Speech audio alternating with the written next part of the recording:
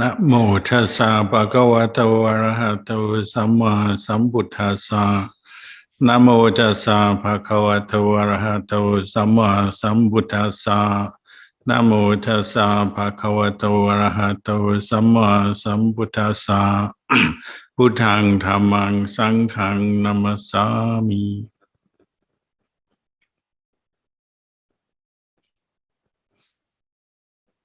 Good evening to you all.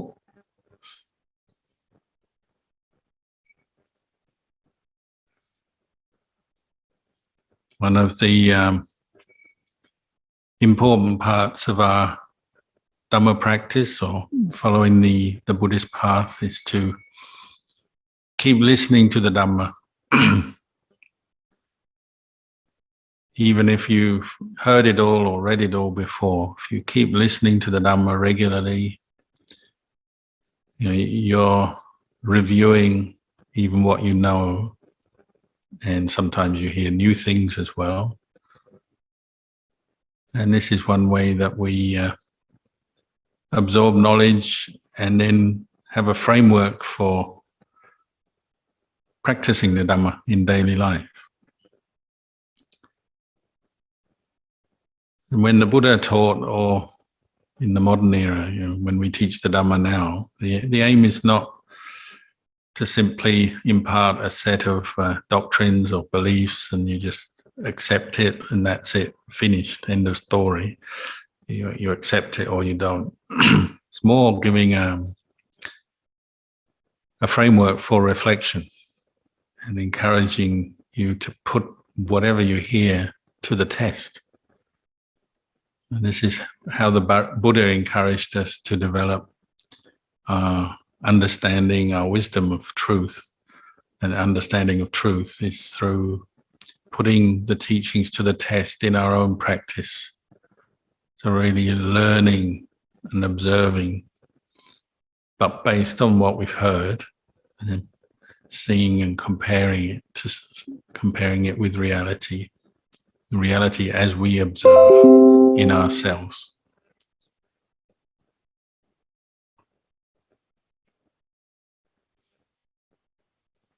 And there's one of the ways that forest monks talk about Dhamma practice, you hear quite often. They talk a lot about mental defilements, kilesa, which are the cause of suffering. And so people often ask, what are kilesa? You're always talking about kilesa. So kilesa are all the mental states that are coming out of our ignorance or delusion and the source of suffering in our lives. And they're divided into three groups: greed, anger, delusion. In kilesa, mental defilements are to be abandoned. So a big part of our practice is developing the skills to see mental defilements, know them as defiling in their nature, and then finding skillful means to abandon them. So even this is a Dhamma teaching which you have to take away and reflect on. And why do they talk about defilements and kilesas? Why do we have to abandon them? That's for us to find out, isn't it, through our own practice. That's for us to look and observe. Why would the Buddha encourage us to abandon mental states rooted in greed, anger, delusion? Well, the simple answer is that they cause suffering. They don't make us happy, peaceful human beings. Whenever we have greed in the mind, in any of its form, very mild or very strong, anger, hatred, and delusion, confusion, and wrong views, any of these kinds of kilesas lead on to all kinds of discontent, dissatisfaction, unhappiness, and then behavior that reflects that. So if you are asked, why does a war start? It starts because somebody is not happy. They've got anger or even hatred build up, or fear. It's another cause. Where do all those things come from? Well, maybe they also come from greed on a deeper level, because People are often fighting wars, wanting to protect borders, get more land, more resources, more wealth, more power. So there's some greed in there as well. So that's another part of learning about mental defilements, is they all work together. Unfortunately, there's a lot of teamwork. These different qualities often arise and support each other in human minds. And a lot of the Buddha's teachings was kind of unpicking and unraveling this and then teaching about it. But then he was saying, you've got to go away and look for yourself and understand for yourself. So like if the Buddha had said everything in life is just preordained, predestined, there's nothing you can do about anything that happens to you, that will give you a whole different premise or different starting point for your practice, wouldn't it? You just become very fatalistic and, oh, there's nothing I can do about the world, my life, other people's lives. It's all fixed. It's just going to happen. So you kind of give up probably and just leave it all to maybe a god or gods or a superior being.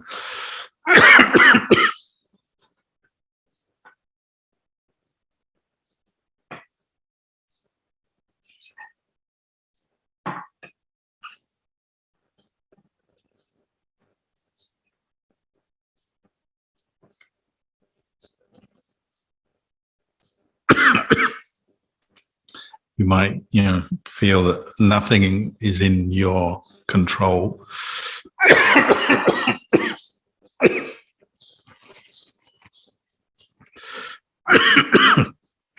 Like a cough.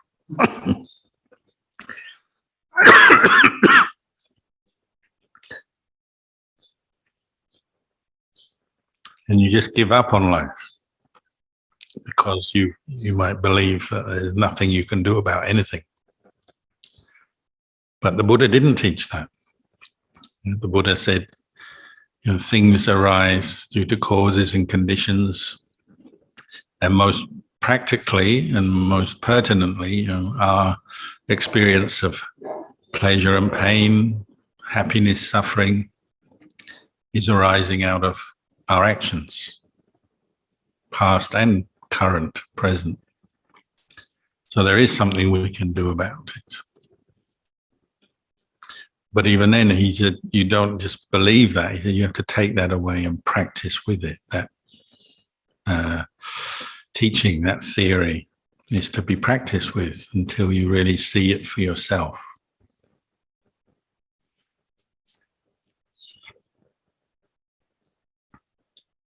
If you have a teaching that says your happiness, your suffering comes about through your own actions, it puts the onus back on you to look and learn, just in case it's true.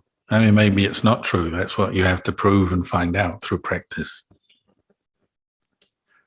But if you start practicing, investigating this, then the Buddha said you're most likely, if you'll reach a point where you can start to see, happiness, suffering has its causes and conditions. And the way the human mind works, it's a conditioned thing. The human body is a conditioned thing. So that includes our health and well-being, includes what happens to us. There's causes and conditions underlying everything. But they can be influenced. It's not causes and conditions are just random or controlled by some superior being. Ultimately, it comes back to the law of karma, cause and effect, action and result. So a lot of his teachings are bringing us back to investigate and look at that. And when you practice meditation in particular, you're observing that at work, because you start to see the way your body is in the present moment, the way your mind is, the thoughts that are coming up, and the views you're holding to, the beliefs, the opinions you have, the different memories that come up, and then what they do when they do come up, how they affect you. you're seeing this process of causes and conditions at work. And this is where this teaching on kilesa and abandoning kilesa comes in, because as you practice meditation, what you probably will find is that you gradually become more aware of certain kinds of thoughts, intentions, actions that come from the kilesas, greed, anger, delusion. And then, of course, there's a whole other set of intentions and mental states that are the opposite. So the non-greed or generosity, renunciation, non-anger, non-hatred, so kindness, compassion, non-delusion, so mindfulness, wisdom. And that's the good news, is that we can practice to develop what is not kilesa and go beyond kilesa and change the causes and conditions that affect our mind in our day, in our life. And that's why the end of suffering or liberation from suffering is possible. That's why Nibbana is possible. That's why a Buddha is possible, or an enlightened being is possible. Because human beings can look and learn from their experience and abandon kilesa and cultivate non-kilesa.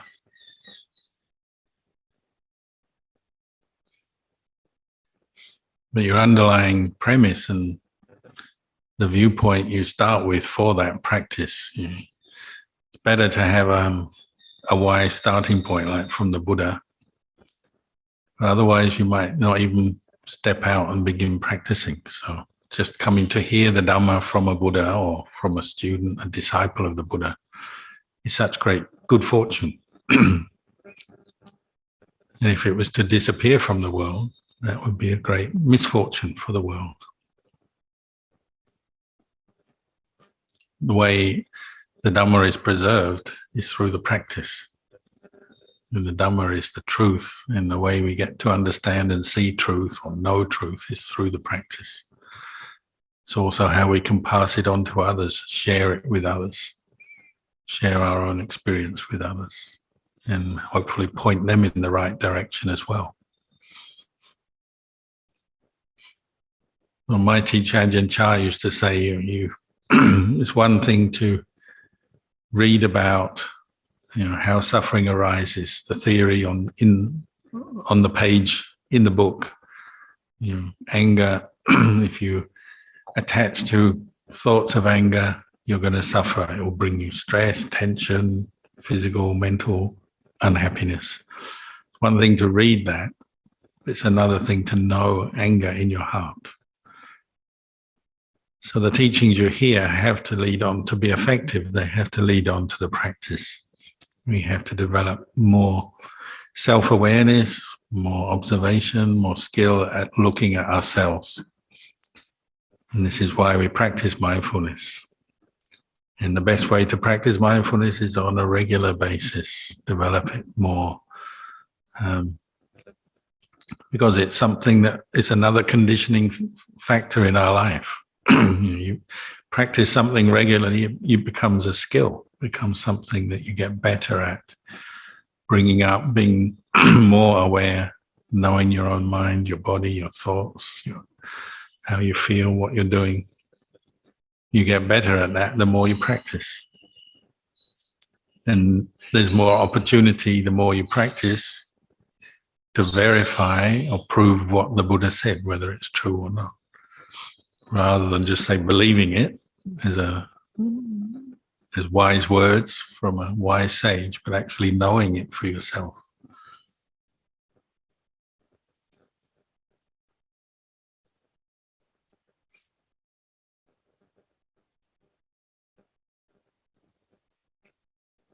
So sometimes we have to be quite strong in our practice, determined in our practice, and put forth energy.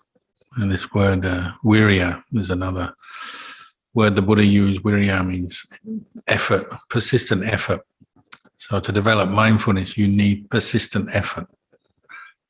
something you have to keep doing, keep coming back to. And one who develops persistent effort in their life to bring up mindfulness has a chance of abandoning mental defilements, seeing them and abandoning them.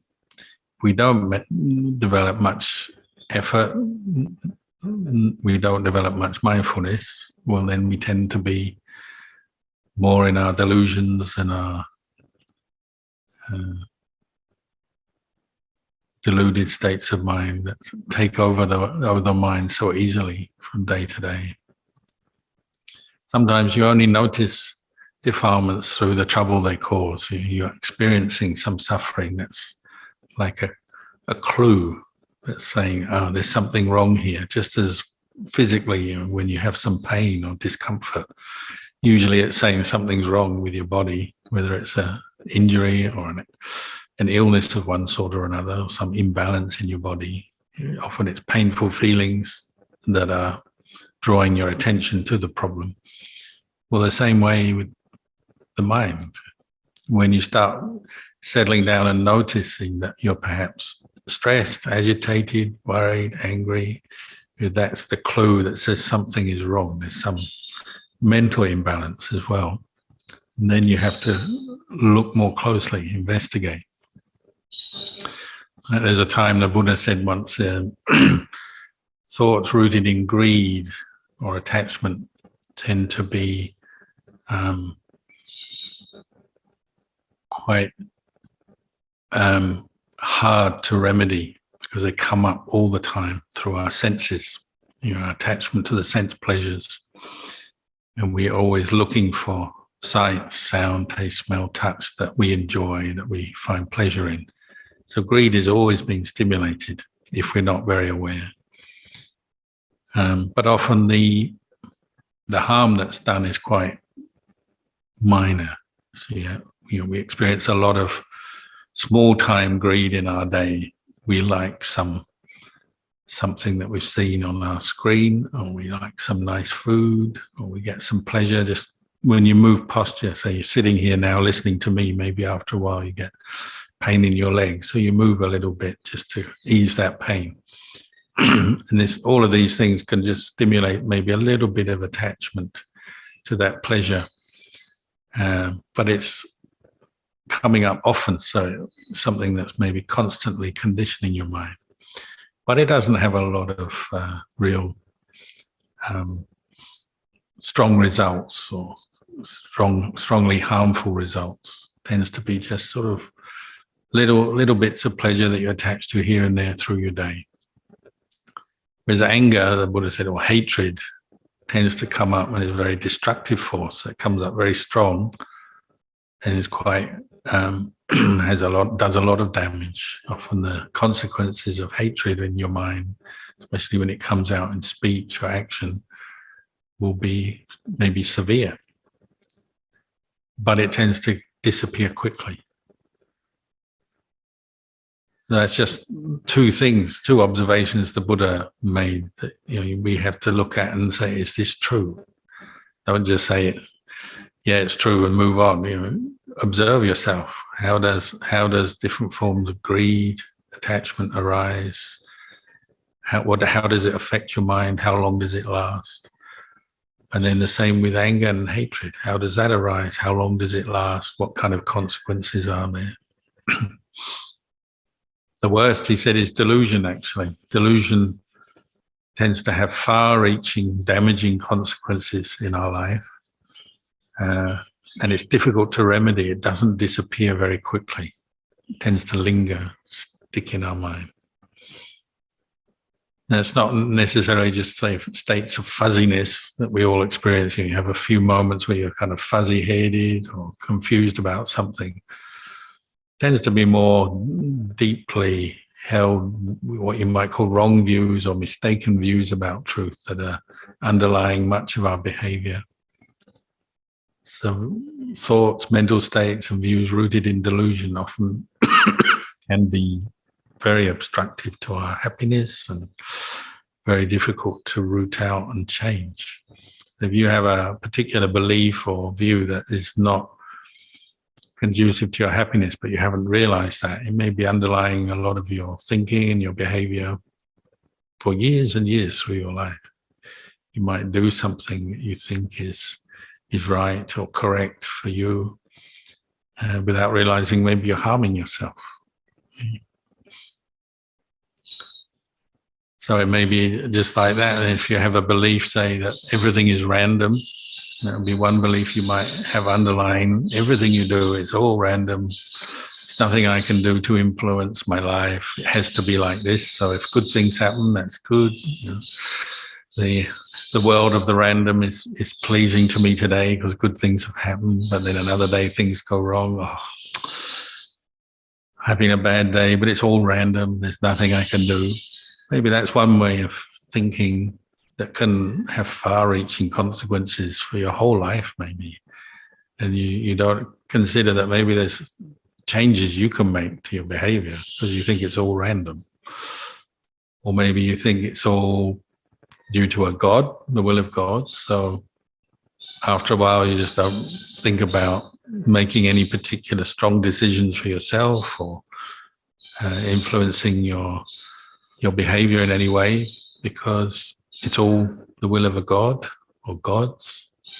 Maybe that leads you to always, instead of looking at your actions, you know, whether they're skillful or not, what kind of consequences they have, maybe it just leads you to do things to keep a God or gods happy.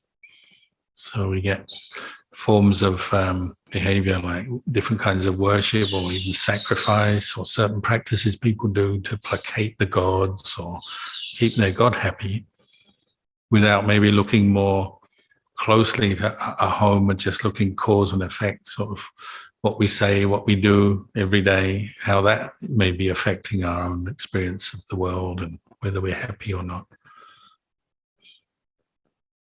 So the Buddha pointed out that delusions, wrong views, attachment to wrong views, deluded views, misunderstandings of the truth are the deepest kind of cause for suffering and the hardest things to root out. They tend to be, you know, our whole way of viewing life, viewing things.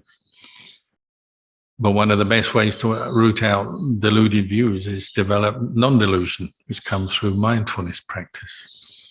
And when you practice mindfulness of breathing, you're directly bringing your mind to the present moment, to the body and mind in the present moment, one breath in, one breath out. And if you're doing that in a sincere way, a true way, then at that moment, you can discard greed, anger, and delusion, if only temporarily, and stay with the breath and know this breath is just one sensation that you're mindful of. And the stronger your mindfulness becomes, the more continuous it becomes with effort, with this quality of persistent effort, virya. Then there's opportunity for deeper clarity and understanding to arise, what we call wisdom. The wisdom that sees the way things are. So if you're holding on to a wrong view or holding on to thoughts rooted in anger or hatred, or you're identifying strongly with something that's bringing up greed, you start to see it. And you hopefully start to see the suffering that it's bringing you, because your mind is not free. And all the teachings of the Buddha and the practice he was encouraging us to do is actually to experience a mind that is free from greed, anger, and delusion, not a mind that is trapped in it. But you need a mechanism to do that, a mechanism to let go of distractions and worries and anger and attachments. You know, we can't do it just through willpower, just commanding our mind to let go of things. We have to do it through developing this quality of mindfulness and developing insight, close observation of the way things are. So often people find that simply spending a few moments or many moments watching the breath, bringing the mind to observe the in and out breath, can be a thoroughly liberating experience. And it can start to change your whole view of the world. What is happiness? What is necessary for your happiness? And maybe you can find some inner peace and happiness by simply watching the breath and letting go of other states of mental agitation, distraction, or being more calm with a painful situation. You suddenly realize happiness is possible from the inside out by turning attention inwards, bringing up mindfulness, letting go of unpleasant mental states, perhaps, or being at least meeting them with mindfulness, being patient with them and then letting them go. So you could say mindfulness of breathing or similar meditations, one of the most revolutionary things that the world has been given. And when you talk about revolutions and big changes in the world, we tend, historically, we tend to look at things like, the Industrial Revolution and all kinds of political revolutions and changes in economy, changes in science, and so on. And of course, those are important things as well. But just the revolution of learning for human beings to learn how to pay attention to their own body and mind in the present moment can actually be more liberating and have a more profound effect on the happiness of people than maybe all these other things. But as we know, the economy, science, medicine, politics, social and cultural change, these things can develop over the years, over the centuries, but where have they got us? We're still falling into mistakes of war, conflict. We still have to deal with aging, sickness and death. We still have to deal with conflicts and arguments and disagreements and the problems of competition between people for resources and money and wealth and all these things. We're still dealing with that. Nothing's changed in a way on that level. But what can change is your whole underlying view of what is happiness and not, and what is the causes and the way to attain happiness. Now imagine if you could get every arguing couple or every group of people having disputes, legal disputes, different kinds of disputes, or even armed conflict. You got everyone to sit down and watch their breath. It would have a revolutionary effect on the world. People would suddenly become a little bit more mindful. Maybe they notice some of the harmful things and the consequences of their actions, they'd see more clearly, and maybe they'd change. I know I certainly did when I started practicing meditation on the breath. I stopped doing all kinds of useless things. I stopped doing all kinds of harmful things, and not immediately, because it takes time, doesn't it, to recondition your mind, to change your mind, learn new things. It takes time, but I certainly began that process by practicing mindfulness of breathing, because you just become more aware.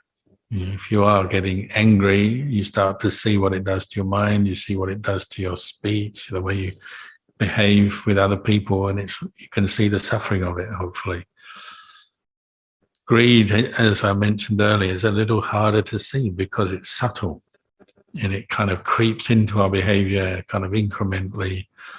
Little moments of pleasure seeking and attaching to different pleasures and the kind of way that we can get pleasure. We sort of learn that over time, over a lifetime maybe, looking at ways to sort of get more pleasure and keep the pleasure that we do have.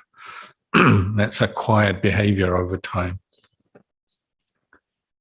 And it's subtle and it's deeply ingrained. So often it's harder to become aware of, mindful of, harder than, say, anger or hatred. But still, the method is much the same, isn't it? As you're becoming more aware, you can see when you endlessly pleasure seeking, it doesn't make you satisfied and content as a human being. It agitates the mind, because the mind is at that moment that it's seeking a pleasure, to particularly external pleasures based on the senses. is not happy in itself, is it? It needs something else to be happy. I need my this, my that to be happy. I need more of this, more of that to be happy. I need to hold on to this or that to be happy. What exposes that to us is the mind that is mindful, aware, and then reflective, observing things. So if you practice, say, just something like mindfulness of breathing every day, regularly, you can't help but notice these truths. Maybe it gives you the strength of mind sometimes just to say, well, I don't need that thing that I thought I needed.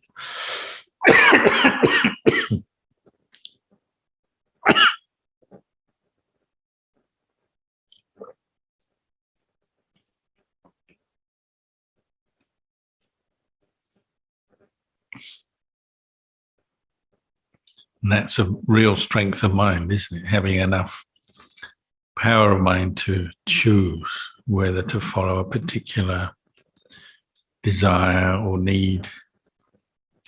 Right? Sometimes people come to the monastery and they say, you know, they don't really need these Buddhist teachings. Maybe they're just following their friend or their family member, and they say, you know, I'm just here because they came. And they say, I don't really need these teachings because I don't have any suffering. I've got everything I need in my life. My life is good. It's all good. And maybe on one level that's true. And you can feel happy for people if they don't have much suffering. That's good, and that's what we want. But maybe the causes for suffering are still there. They just haven't quite observed them. So it's one way we find out is, you know, when you get people to sit down and be still for half an hour or an hour, they start to see some of the deeper kinds of suffering, just, you know, the pains of the body, how they affect your mind, maybe feelings of tiredness. You start to become aware, don't you? Your mind and body sit down, settle down, then things start to emerge.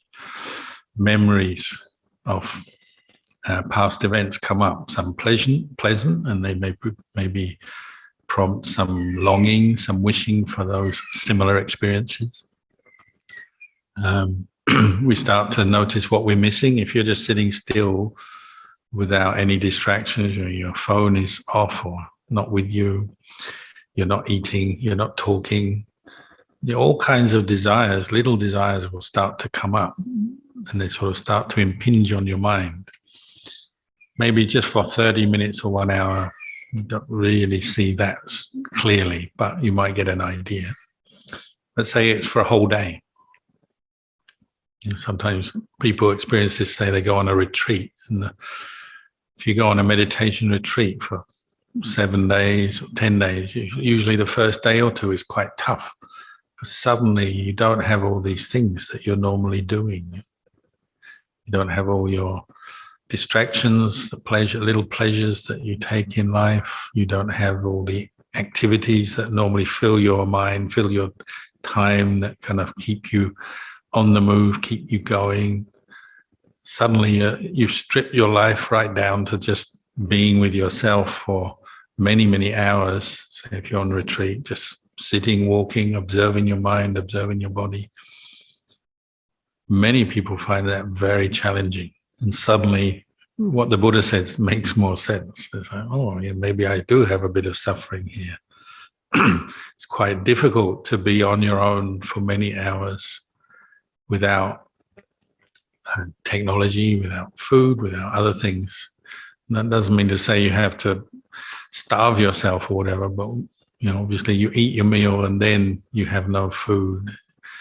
You may have set aside your social life for a while, you've set aside work life for a while, your technology, your phone, your computer. So suddenly you've got nothing to distract you. And at first the mind doesn't like that, does it? It's going, I need this, I need that. And that's why one of the reasons we earn money, isn't it? You know, we earn money to get the basics of life, food, accommodation, clothes. But most of us have far more than just the basics. We need other things, but do we really need them? We're always looking for something else to make us happy. I need this, I need that. But when you practice meditation, you're doing the opposite. You're becoming more aware that you maybe don't actually need quite as much as you thought.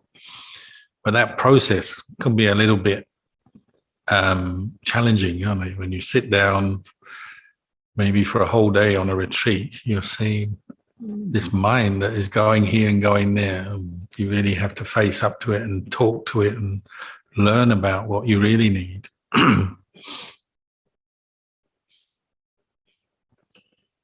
I was talking to some school kids the other day, and they were saying, why do monks only eat one meal a day? Why don't they eat in the evening like everyone else?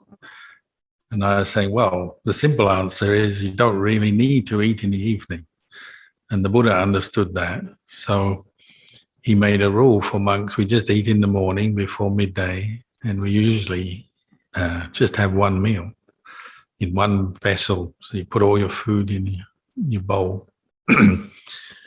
Why do you do that? Well, because actually food, what is it? It's just a necessity to keep your body going, get you strength, nutrition, and you can achieve that for most people, unless you've got a particular illness perhaps, by just eating one meal a day.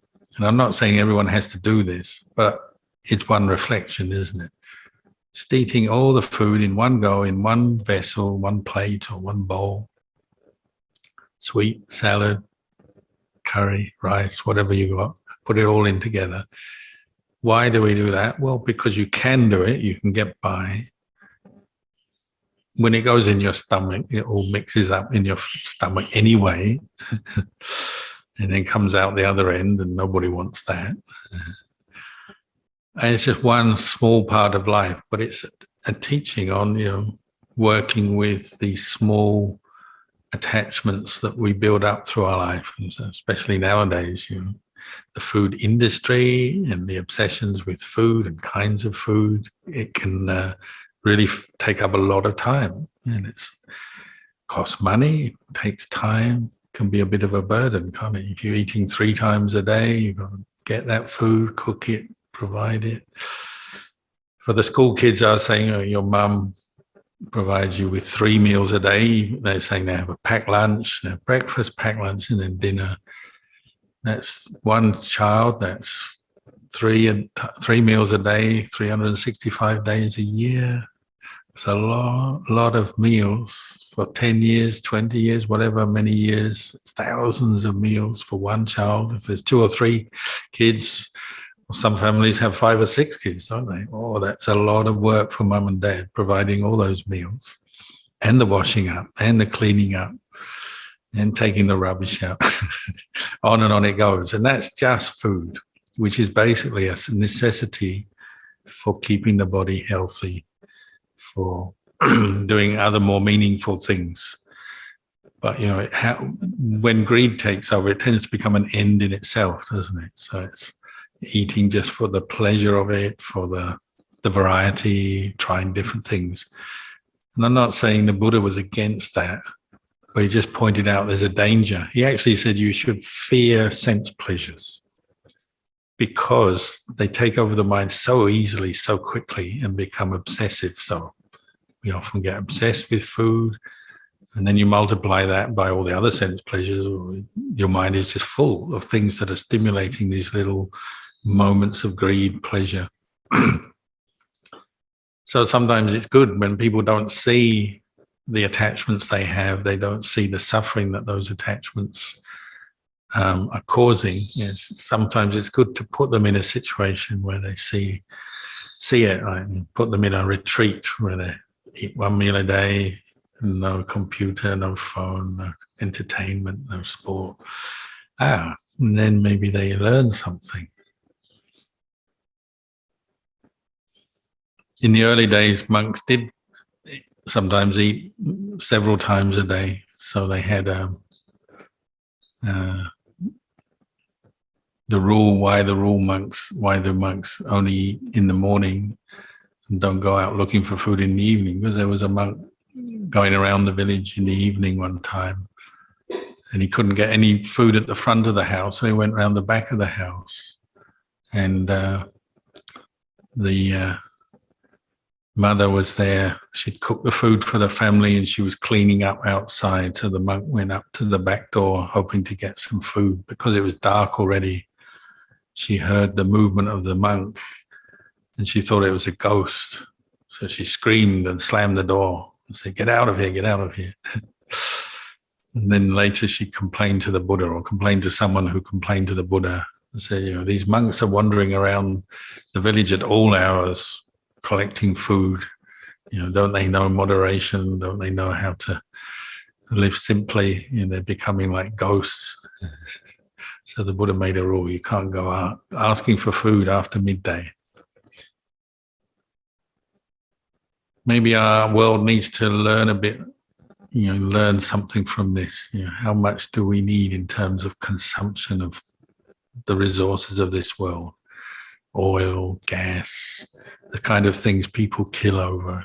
Why do we do that? Maybe if we all just used a little bit less, we're a little bit more careful in our consumption, we wouldn't have to have these wars and competition and cause each other so much suffering and exploit each other.